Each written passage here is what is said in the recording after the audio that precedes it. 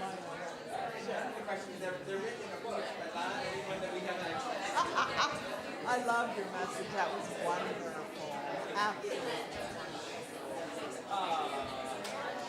Well, so I'm going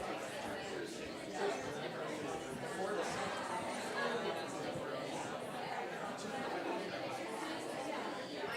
I'm going to leave this out.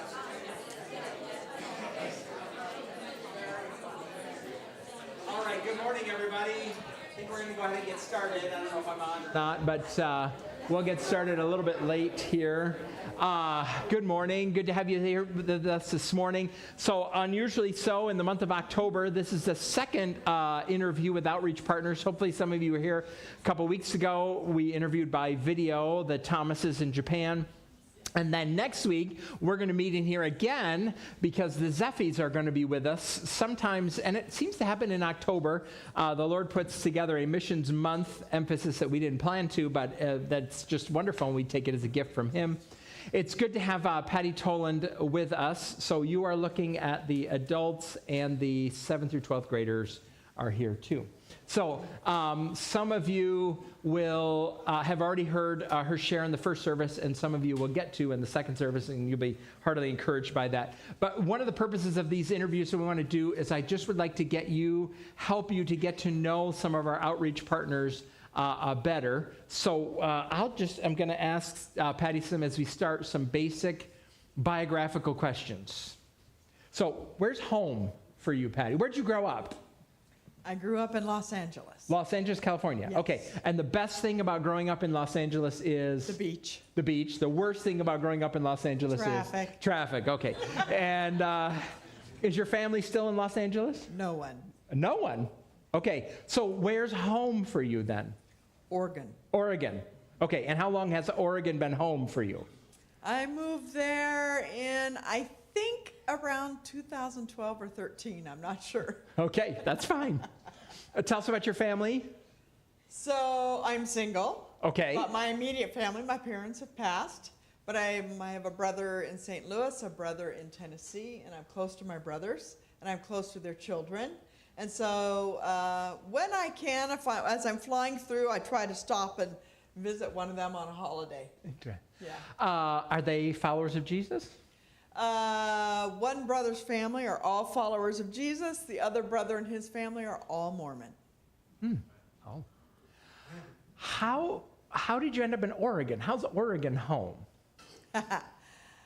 So it was never planned to be my home. The Lord has very unique ways of doing things. When Cheryl and I came back from El Salvador in 2010, it was a temporary time to come back and restructure the ministry.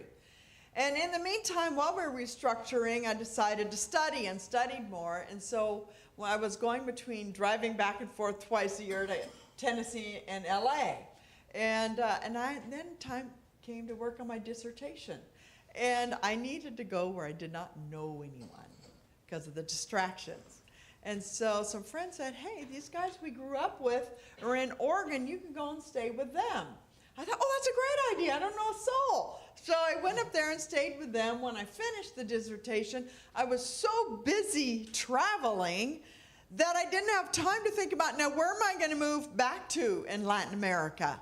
And then, as that happened, I couldn't afford to pay rent anywhere. And so I then heard about some Habitat houses, and I said, oh, I know I qualify for Habitat for Humanity. So I applied. And while I was applying, I thought, well, I don't want to live in Oregon. That's far from my family. I want to live closer to my family. So I said, well, if I get the house, this is the Lord's will. I'm living amongst a lot of unreached where I am. And if I don't get the house, I'll move towards my family. I'll take time out of ministry schedule and move. Well, I am now purchasing the house. Tell us, so what's true about you in order for you to get something done, you had to live far away from people who you don't know?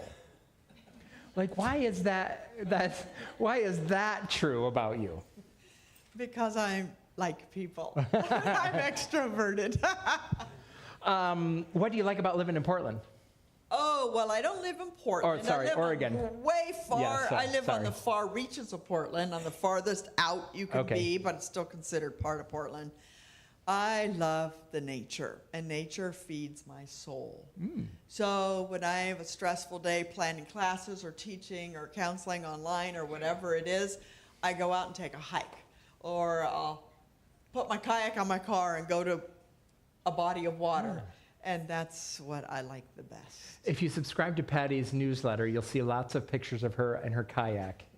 Not my newsletter. Not your newsletter, maybe Facebook. Facebook. Facebook, okay, sorry. Sorry, well, that's okay. How did you become a follower of Jesus? Ooh, in high school, in the 70s, there was a revival that went across the whole nation. And somebody tricked me into going to a meeting one night that was an evangelistic meeting. Had I have known it was an evangelistic meeting, I would never have gone. And I heard about the Lord that night, and something in my heart just resonated from when I was a little kid, a tiny kid. I wanted to know God, and coming from a non-Christian family. So that retouched that spark from when I was a child. And I said, yeah, I want to know God. That's why I accepted the Lord. Didn't know what it meant, didn't understand a thing, but the Lord began his work. So you were a teenager. Yes. How did God lead you into ministry? Because I come from a quite dysfunctional home, and I had a lot of hatred in my heart, and I had no desire to live. So when I found Christ, it gave me a reason to live for the first time. And I thought, wow, I experienced this love in my heart. I thought, I want others to know this love. But I don't want to do that in the United States where people can go to a church anywhere and find out. I want to go to other parts of the world where people don't even know that hope exists. And that's how it began. And then the Lord began watering it through devotions and reading the Word and seeing what it says about being a light to the world. So you graduate from high school, then you go to college. Yes. Where'd you go? Well, I first went to Long Beach State University in Long Beach, California, LA, and I was studying recreation leadership. And 2 years into that, I heard about a year-long Bible school in Sweden. So I think you've heard of that, Fakobarna or Cape and Ray Bible School. So I took a year out of my studies and went to that school because I was so thirsty to know the Lord. And while I was there, the Lord called me directly into missions. And so I came back, went back to Long Beach State, and all the classes were boring and meaningless. And I thought, oh, well, I'm not going to waste my time continuing here. So I dropped out of school and worked until Columbia Bible College contacted me, actually, because they're connected with the Cape and Ray schools. And they contacted me, and that door opened, so I went to Columbia Bible College, now Columbia International University in South Carolina. The school in Sweden, is that where the Kramliks were? Yes. Yeah, okay. So Todd and Debbie Kramlik, for a time, were in Sweden, and he was the principal of that school, Correct. I believe. Okay, not the same time you were there. No. No. It was later. A little bit later. He was young, much younger when I was there. We don't need to talk about that. We can just let that go. Okay, so how long has Grace been involved in your ministry? Do you know? Yes. So Cheryl and I went together to Africa as colleagues. There she is. And You met her at Columbia. I met her at Columbia Bible Okay. College. Yes. All right. And I was her big sister. I was assigned to her to orient her to the school because she came after me. And so that's how we got to know one another. And after we'd gone to the Ivory Coast, West Africa, I had significant health issues. So I was back here at our... So wait a minute. Yes. So you graduate Yes. from Columbia, Yes. and then you and Cheryl go to Africa. Yes. Okay. Well, And- France to learn French, then Africa. Okay. But yes. And then what were you doing in Africa? Like, what was the ministry that you were involved in there? So we were, I was there less than a year. She was there 10 years. So we were looking to go to an unreached tribe that had never heard or received Jesus before. And they had proposed to us several tribes, so we were in the phase of looking at those tribes and trying to decide which one to go to and seeking the Lord on that. But the African climate was not your friend. Yeah, I had chronic malaria. Okay. All right. So then you left Africa and went... I came back to the headquarters here, and because in later years my mother became a Hindu, and I didn't want to live at home, and so I lived at the headquarters here in Philadelphia. And so here in Philadelphia, I came frequently to the church for about 3 years. Yeah. And was here a lot. So, because this is Cheryl's home church, we started supporting you when you were partnering with her. Is that right? Yes. Actually, yes. But I said I felt involved when I got ill and was recovering. But yes, this church commissioned both Cheryl and I to go. Excellent. So that was good. Wonderful. Yes. Okay, so then you were in Philadelphia. Then after that, you went to Venezuela. Well, I studied some more. And then I was on my way to Venezuela, and the Lord said, no, go study. And so I did. And then I went to Venezuela and was there. But instead of church planting, it was already a country that had the church there, though it was one of the Latino countries that never had a revival, at least at that time.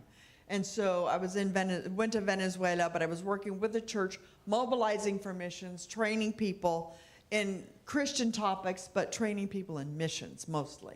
Okay. Yeah. And then how long were you there? I was there 6 years. So I got to Venezuela before Chavez got to Venezuela. Well, before he became president.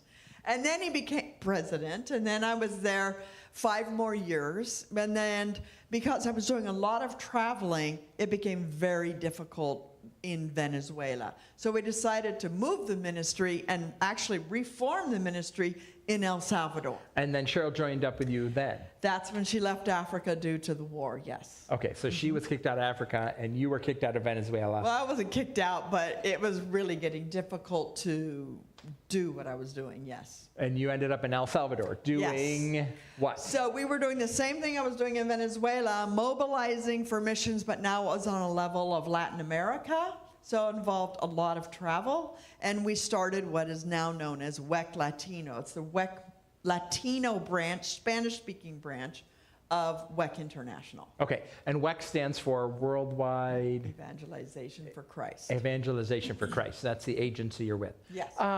If I were going to send somebody from our church out, should we consider WEC? No, let me, this is a public forum. I don't want you to slam on your agency. I would say yes. Okay, perfect. Okay, all right, good. Why? I love WEC. That doesn't mean it's been 35 years of wonderful time. Sometimes there's real struggles, but it's a great agency because it depends on your values. So I'm a woman, so obviously I value an agency that allows a woman to have voice and allows women in leadership. If there's not men available for leadership, then women can be leaders in the agency. The preference always is a couple first and a man, but if that's not there, they won't stop ministry or cut it off. They will allow women to do that. Okay. I like the agency because it has a big, strong focus on prayer, and I don't think missions can work without prayer. That's a very high value. And also, I really like the fact that they don't tell us where to go. They believe the Lord can speak to us, and that we can say, hey, I'm interested in going to this place. I like that. A lot of agencies are not that way. And the other point I really like is it is a faith-based agency. Now, saying that, I don't mean other agencies don't have faith. Other agencies, you go, you raise your support, you have to raise this amount. You can't go to the field till you have this certain amount promised. And if you're on the field and it goes below that amount, you have to come home and raise more money. So WEC says, okay, you need this much money to survive in the country you're wanting to go to, but we don't go out and ask for money, and we don't go out and have people sign and promise, because we believe if the Lord touches someone's heart to support you, it's because the Lord did it, not because you're a good speaker or whatever it might be. And actually, it lasts longer. The support lasts much longer. And so I like that. So if I'm on the field, my support drops, I don't have to come home and raise more. I just have to adjust the way I live. You know what I mean? Yeah. So, yeah. One more thing. Yes, Cheryl wants to speak. It's international. When we go to Ivory Coast, countries, Yes. which is very enriching. Yes. It's challenging at times, but it's also very enriching. Yes. Many different church backgrounds. Yes. So now we are 83 nationalities in WAC. We are not a Western agency. Originally we started in England. Now our headquarters was in Singapore. Now it's in Thailand. And our international leaders are Korean. And so it's very international. It is not, in fact, there's only 213 Americans, and we're 2,000 people in the agency. So we are not a Western agency any longer. We are very much Asian, actually, now. Good. And Latino. So you were in El Salvador for? That was another 5 years. Okay. Before we came back to restructure. Okay. And so then in 2014, we came up with a new structure. And so in 2015, we were going full bore then. But we decided to make the ministry virtual because we're trying to send Latinos from Latino countries to the unreached around the world. And because we're serving all of Latin America, we decided it was better to work virtually with each person where they were at. But I still wanted to live in Latin America because it just gives you much more contacts living there. And so, yeah, we have people in Canada, U.S., Dominican Republic, Puerto Rico, Colombia, Venezuela, Argentina, Peru. I'm missing countries, but we are all over. El Salvador, yeah, I know I was missing countries. So we have people scattered all over. One of the things you do, you talked about, you have a wide brief, I guess is the expression you use. So one of the things you do is you equip and recruit and train and send Latin Americans overseas. Yes. What are the advantages that Latin Americans have going overseas that an American would not? Well, let's put it this way. I was at the United States conference this last week in Philadelphia, and I was talking to one of the main leaders for all of Africa.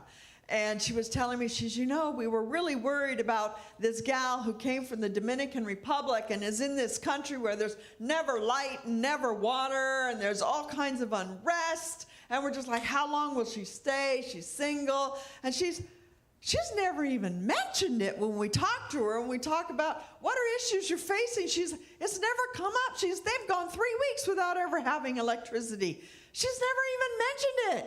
Most people are just chafing at the bit and they're trying to figure out how to survive. And she's used to that. Okay, all right.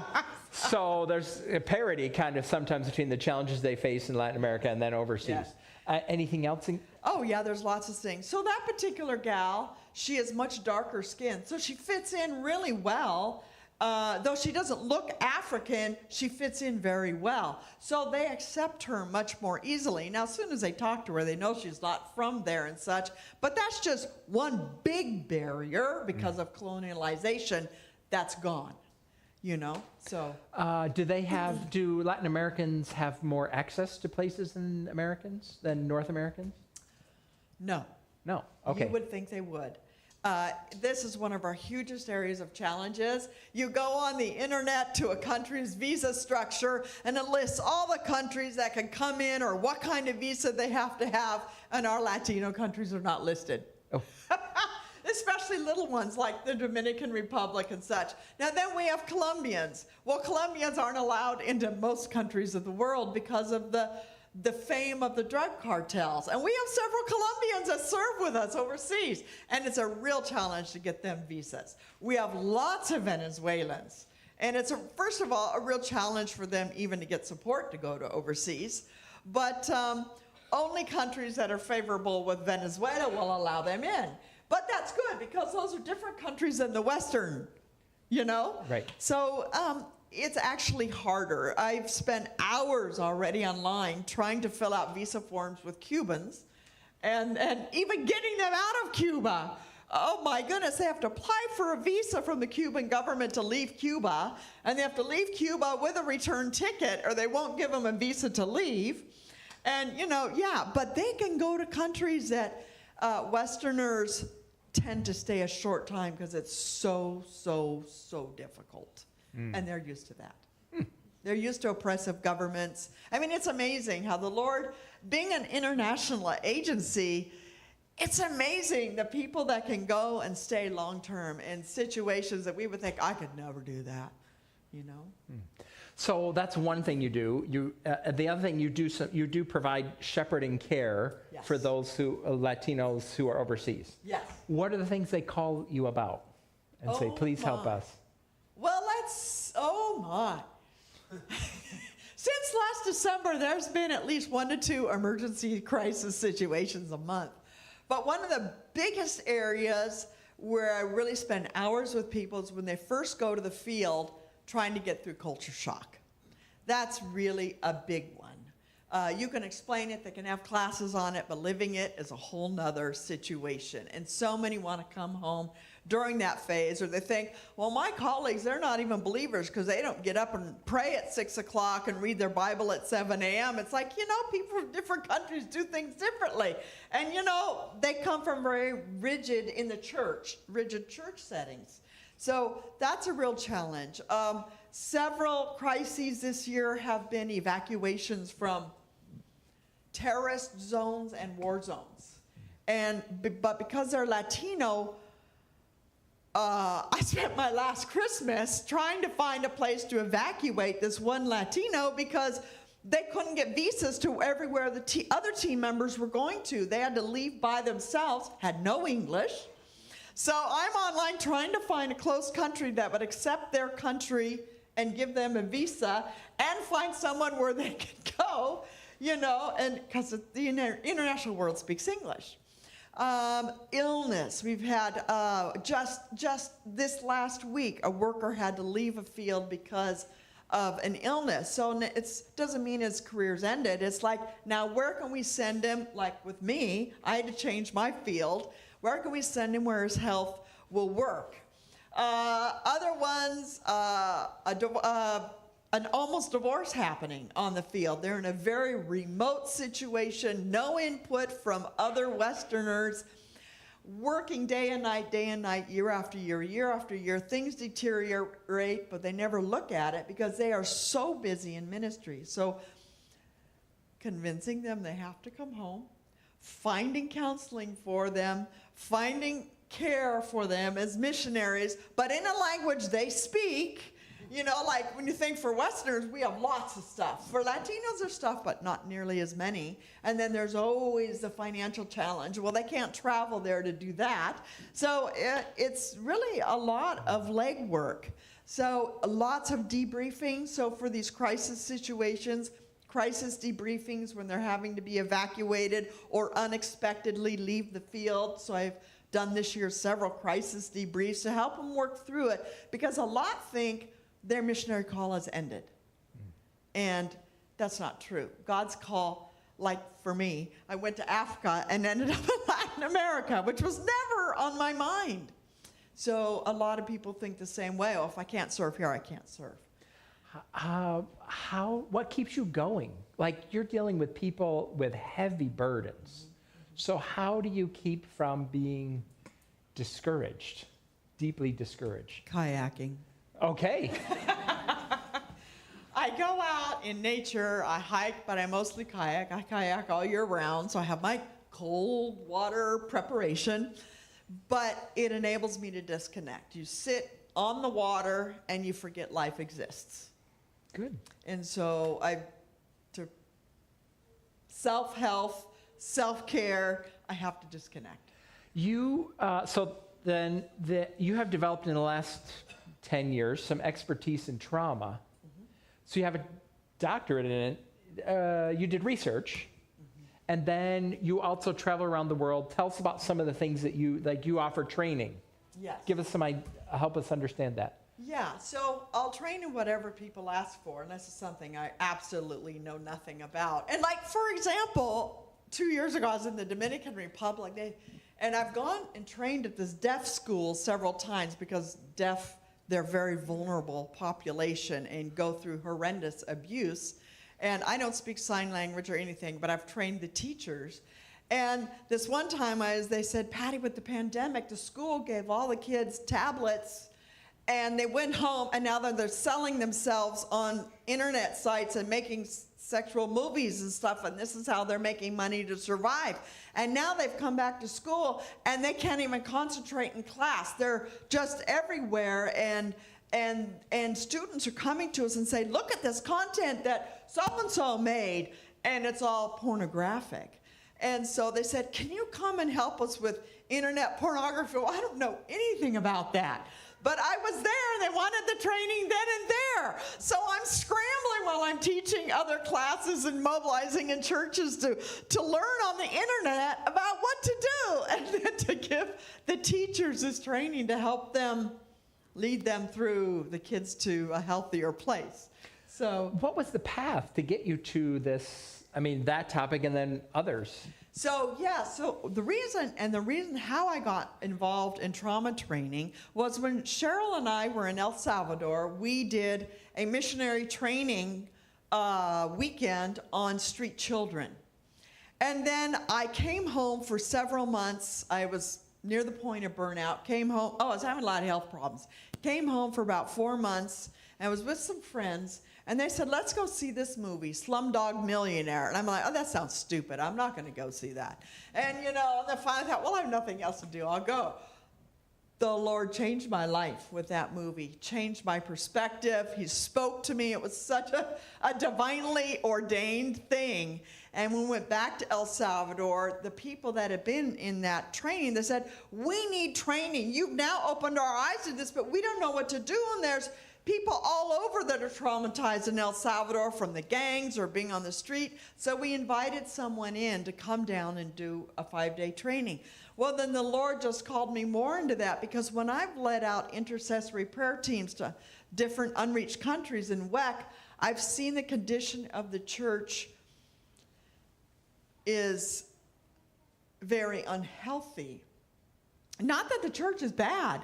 The members in the church are so broken, so traumatized, like especially in Muslim countries, they come to the Lord, and the one particular country, all of them had been beaten. Some have had one lady I knew had her back broken and was, just horrible, horrible things. So they come into the Lord, but they don't have the joy of the Lord. And you could see it on their faces.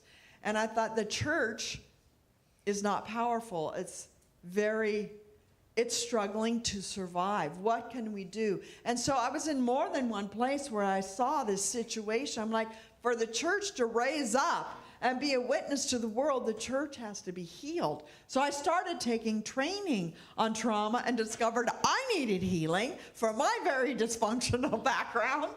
And so now when I'm out training, I might be somewhere training on cross-cultural topics, but things come up about trauma, and I inevitably end up giving training on trauma, even though I'm not a psychologist, I'm not a psychiatrist, but most traumatized people will never see someone like that. So we train lay people how to help people. And it's amazing the doors it's opened, and that's what I believe. The church has to have a degree of healing to be able to reach out effectively in power through the Lord flowing through them. But right now, they're just struggling to survive. How do you find out about opportunities? So you go to do cross-cultural work, and then you're there, and they say, oh, by the way. Yeah. So I was in France doing a conference 2 years ago for all of our North Africa teams. And while I was there, they're talking and sharing about different things. I'm like, you guys really need to go through this training on how to receive healing from trauma, how to help someone process their trauma and come to a place of healing. They were, can you do that? Can you do that? And they're all in different countries, this conference ends. So then I ended up being in a particular country, North Africa. And from there, we did the full training online with all of them in their countries. And this is how a lot of things come up.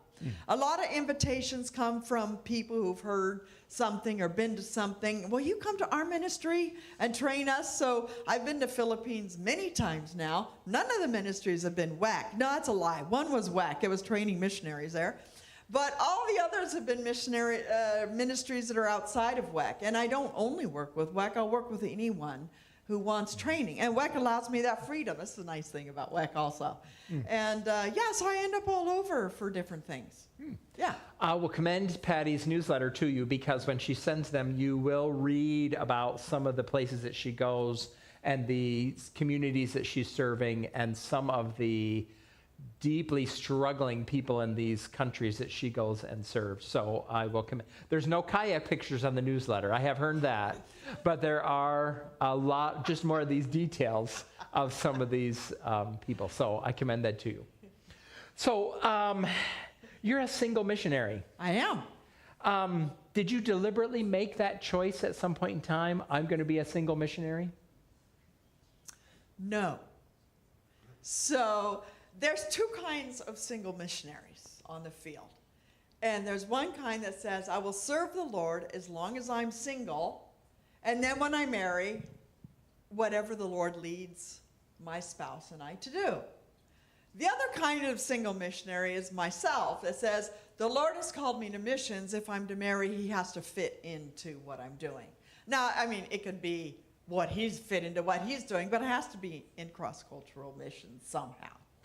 What are the advantages to being a single missionary? Oh my goodness, I would never be doing what I'm doing now if I was married. Never. Because I'm gone like half the year.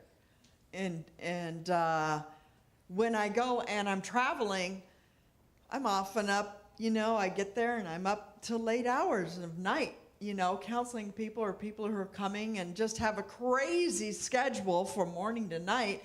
If I was married, that would not happen. And if I was married, they would always ask my husband to teach, not me. Okay. I'll be honest. That's good. That's good. What pressures, challenges has being a single missionary brought you? It's really nice to be able to share decisions with someone, especially when they're big decisions.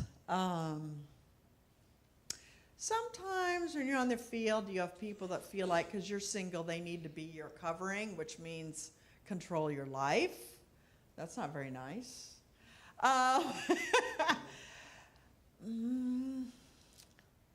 Sometimes it would be really nice to travel with someone. I travel alone. And sometimes you're arriving late at night somewhere, and who's ever to pick you up doesn't pick you up. That's just scary as a woman. I go into scary places that I go because I know God's asked me to. And I'm scared, So it'd be really nice to go with someone. Just might be a false sense of security, but it's a sense of security. Yeah. Yeah. How does the Lord sustain you through that? Clinging to him. I don't have any other choice. Clinging to him. Yeah. What do you think that we Christians in America don't understand about our brothers and sisters overseas? The ones that you interact with? The national ones. Yes.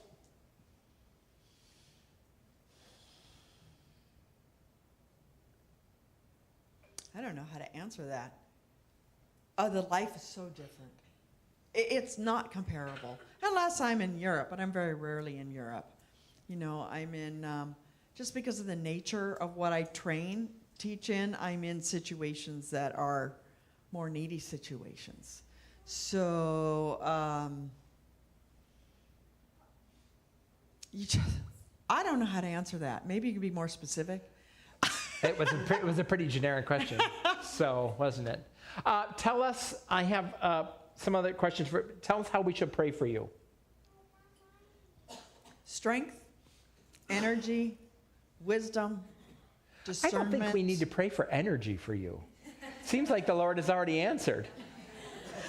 I'm really exhausted when I'm overseas. You're not feeling well.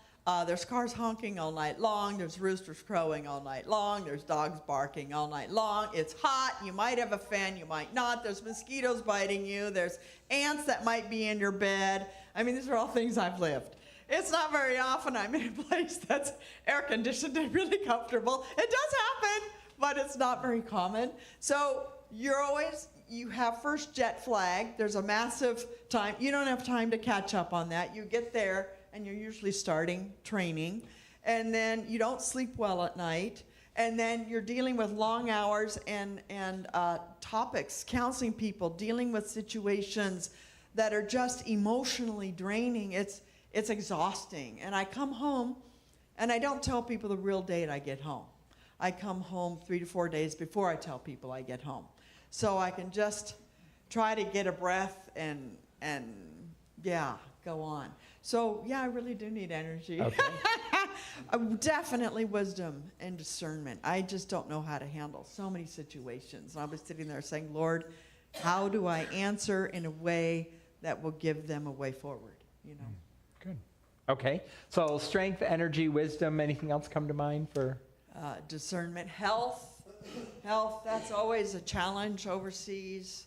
I used to always get sick overseas. Now I take antibiotics when I go overseas while I'm traveling, and that's really cut down on the illnesses. But still, you get sick, and then you're training. So to give an example, I was giving a training in the Philippines in a different place, and I got food poisoning.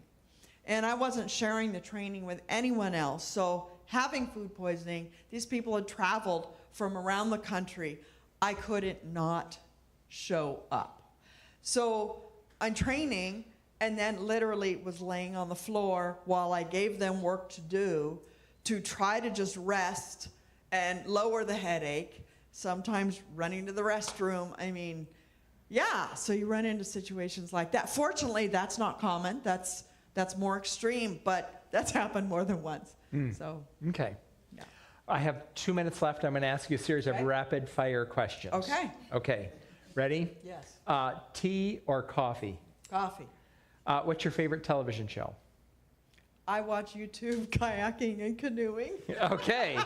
All right. If you were trapped on an island and you could have 3 books with you besides the Bible, what would you want? A Louis L'Amour. Okay.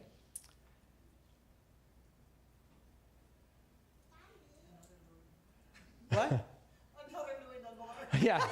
You like Louis L'Amour books. A Charles Martin. Okay. All right. Because if I was trapped on an island, I would want something that's light to help me take me out of my circumstance. But also, I would probably like a book like the book Sacred Rest by Sandra Dalton. Dr. Sandra Dalton talks about the 7 kinds of rest, because I would need that in that moment of how to Okay. de-escalate. Yeah. Good. All right. Mexican or Italian or Asian? Not Asian. Mexican or Italian. Okay. Are you a night owl or an early bird? Early bird. Mountains or beach? Living in Oregon, the mountains. Okay. Your least favorite candy? That's random. I do have least favorite candies. What are they, Cheryl? Do you remember? Okay. I don't remember. You take a risk or play it safe? Oh, take a risk. Mayonnaise or mustard? Both. Night out or night in? In. Burger King or McDonald's? Neither one. Barbecue or burgers? Barbecued burgers. Cold or hot? Hot. Rock or rap? What? Rock or rap? Oh, music. Yeah. Worship. What hymn do you want sung at your funeral? Amazing grace. Great is thy faithfulness, and it is well with my soul. Okay. Excellent. And great is thy faithfulness, and it is well were the ones that were sung for me at the church when you guys commissioned us. Excellent. Yeah. Good. Yeah. All right. Well, it's been very good to have Patty with us. We so much appreciate her. And you'll get to hear a little bit more from her during the service, too. All right. If they want to sign up for your newsletter, how should they do that? Give me their email. Okay. Well, there'll be an opportunity for you to sign up for it in the e-bulletin. We'll send that out for the next couple weeks. That we'll collect them and pass them off to Patty. Or you could just hand her a piece of paper with it, because she'll never lose it. And hope I never lose it. Yes. All right. Thanks, everybody. We're finished.